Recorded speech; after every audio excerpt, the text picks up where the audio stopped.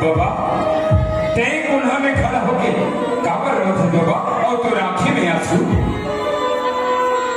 जाबो बेटा जाबो, हम यहाँ के बीच त्योहार देखा बेटा, हाँ बाबा हमार मन गदगद हो जाता।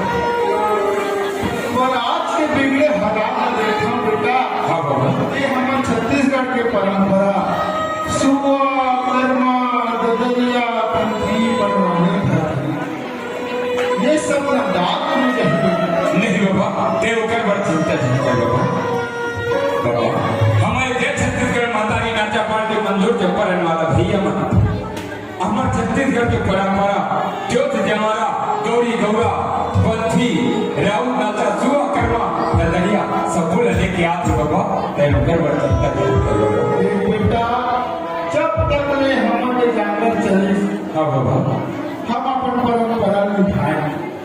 अब आप तुम्हारे मन के भरोसा है बेटा, ये हमारे छत्तीसगढ़ के परंपरा अंदाज होते हो बेटा। नहीं नंदाय बाबा ते ओकर बड़ चिंता जाग कर चल घर को दी।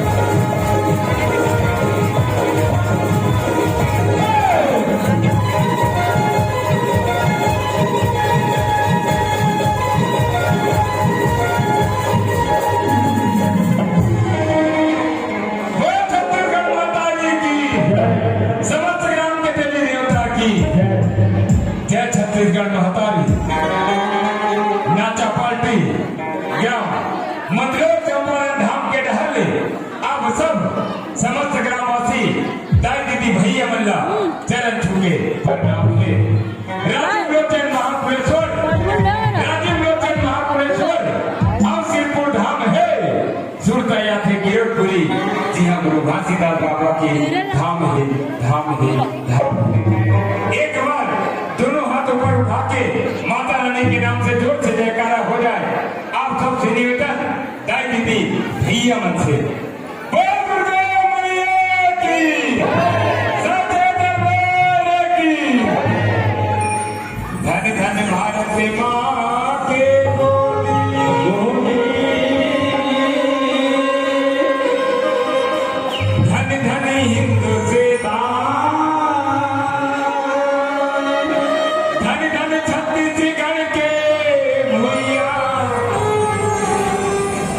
बसे ये छत्तीसगढ़ मातारी के महिमा बड़े भारी है, महिमा बड़े भारी।